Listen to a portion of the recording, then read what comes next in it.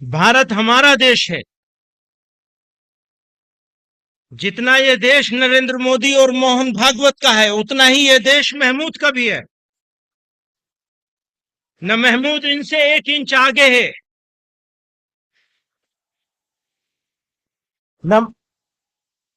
نہ محمود ان سے 1 انچ آگے ہے، اور نہ وہ محمود سے 1 انچ آگے ہے.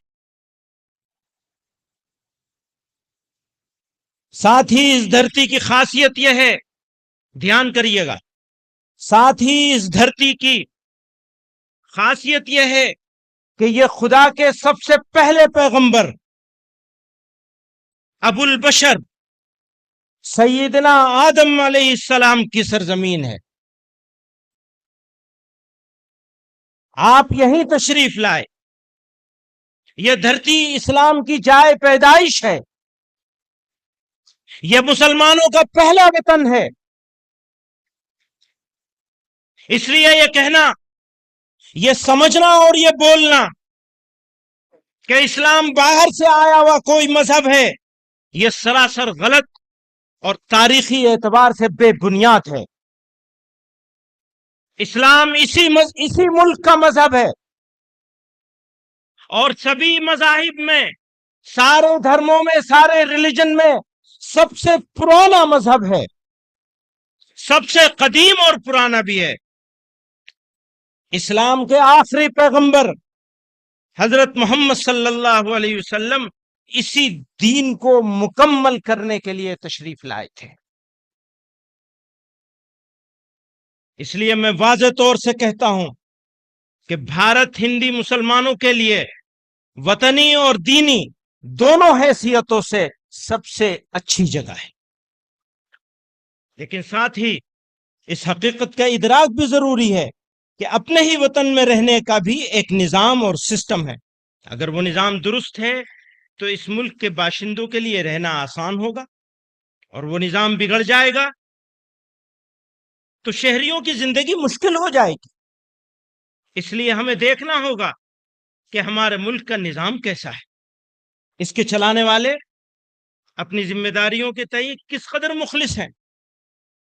ہمارا ایسا سمجھنا ہے، نمبر 1 آئین، نمبر 2 جمہوریت. آئین کا مطلب دستور، کانسٹیٹیوشن، یا جمہوریت یعنی ڈیموکریسی. اور نمبر 3 انسانی حقوق، ہیومن رائٹس. ماڈرن انڈیا کی پہچان ہے، آئیڈینٹی ہے یہ ہماری. اس ماڈرن انڈیا کی اگر کچھ آئیڈینٹی اور پہچان ہو سکتی ہے تو یہ 3 چیزیں ہیں بنیادی طور پر: ہمارا کانسٹیٹیوشن، ہماری ڈیموکریسی اور ہیومن رائٹس. اگر یہ تینوں چیزیں مستحکم ہیں تو پھر یہ کہنا آسان ہوگا کہ ہمارا ملک اپنے باشندوں کے لیے سب سے اچھی جگہ ہے.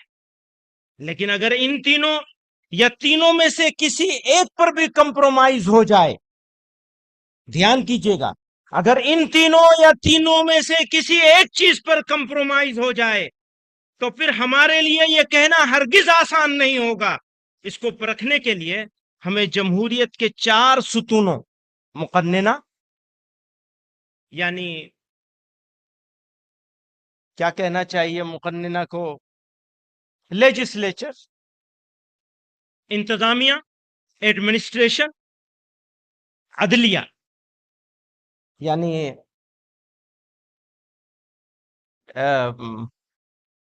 جوڈیشری، اور نمبر 4 میڈیا. اس کا جائزہ لینا ہوگا. ان 4 چیزوں کا ہم کو جائزہ لینا ہے: لیجسلیچر کا، ایڈمنسٹریشن کا، جوڈیشری کا، اور میڈیا کا. آگے چلیے. انصاف کی حکمرانی. کسی بھی مہذب سماج کے لیے عدل و انصاف سب سے بڑا معیار ہے. عدل و انصاف کے بغیر بڑی سے بڑی ریاست اور بڑے سے بڑا ملک باقی نہیں رہ سکتا.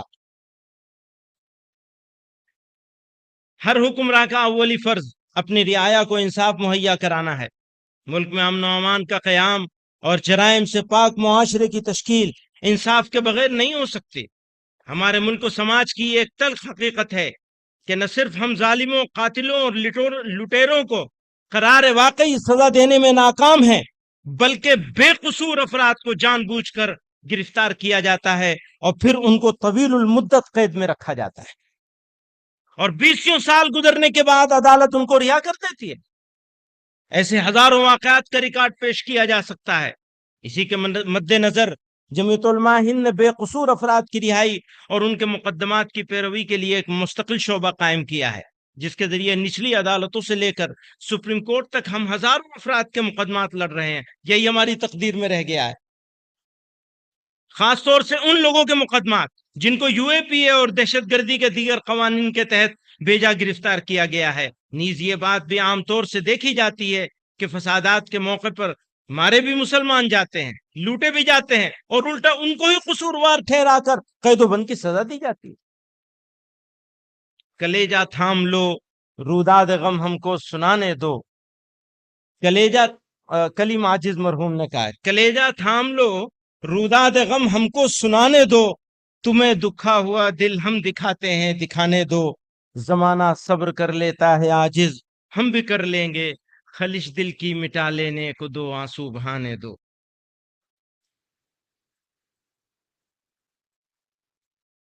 محترم حضرات، جب ہم وہ جو چار چیزیں الگ کی گئی تھیں کہ وہ چار چیزیں پہچان بنے گی اس بات کی کہ ملک کیسا ہے، کس راستے پہ جا رہا ہے، اس میں عدلیہ بھی آتا ہے، ہماری جوڈیشری، سپریم کورٹ اور ملک کی دوسری عدالتیں بھارت کی سب سے بڑی جمہوریت کی محافظ اور اس کی طاقت ہے۔ یہ عدالتیں اپنے خود مختار نظام کی وجہ سے حکومتوں کے بے لگام اقدامات پر قدغن لگاتی ہیں، سماجی بہبود، ماحولیات کے تحفظ، انتخابی اصلاحات وغیرہ کے مسائل پر ان کے احکامات اور رہنما اصول ملک کی درست رہنمائی کا سبب بنتے ہیں۔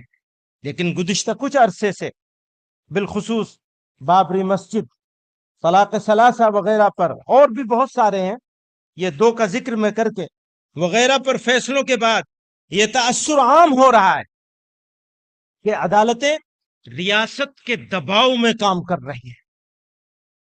اقلیتوں کے آئینی حقوق اور دستور کے بعض بنیادی اصولوں کی تشریح کی ایسی مثالیں سامنے آئی ہیں جنہوں نے عدالتوں کے کردار پر بھی سوالیہ نشان لگا دیا ہے۔ مختلف عدالتوں نے مسلم پرسنل لا سے متعلق مسائل کو لے کر جو فیصلے دیے ہیں، ان سے ایسا محسوس ہوا کہ ان عدالتوں نے قانون کی تشریح کے بجائے قانون وضع کرنے کی کوشش کی ہے۔ حال میں دیے گئے درج ذیل فیصلے اس کی اہم نظیر ہیں۔ اب یہ کچھ فیصلوں کا تذکرہ کیا، اس کو چھوڑ دوں میں۔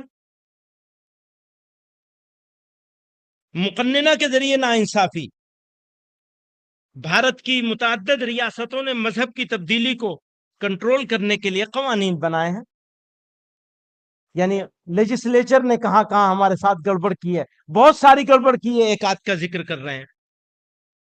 بھارت کی متعدد ریاستوں نے مذہب کی تبدیلی کو کنٹرول کرنے کے لیے قوانین بنائے ہیں۔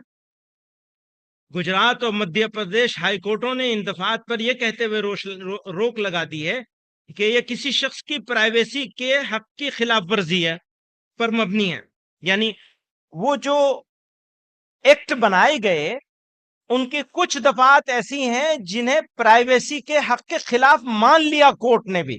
اس میں گجرات والے معاملے میں جمعیت علماء گجرات اس معاملے کو دیکھ رہی تھی، اس پہ انہی کی طرف سے وہ مقدمہ لڑا گیا۔ اس کے خلاف متعلقہ سرکاروں نے سپریم کورٹ میں اپیل بھی دائر کی ہے، اور الحمدللہ سپریم کورٹ میں بھی ہم لوگ لڑ رہے ہیں، اس کو لڑیں گے آخر تک انشاءاللہ۔ متعدد ریاستوں کے ذریعے مذہبی تبدیلی کے خلاف قانون سازی کا مقصد مذہبی آزادی جیسے بنیادی حق کو نقصان پہنچانا اور اس کی آڑ میں اقلیتوں کو نشانہ بنانا ہے۔ ان قوانین کی زبان اس قدر مبہم ہے کہ وہ خود مذہبی آزادی کے لیے سنگین چیلنج ہے جو آئین ہند کا بنیادی حصہ ہے۔ زبردستی، دھوکہ دہی اور لالچ کے ذریعے کسی کا مذہب تبدیل کرانے کے ہم بھی مخالف ہیں۔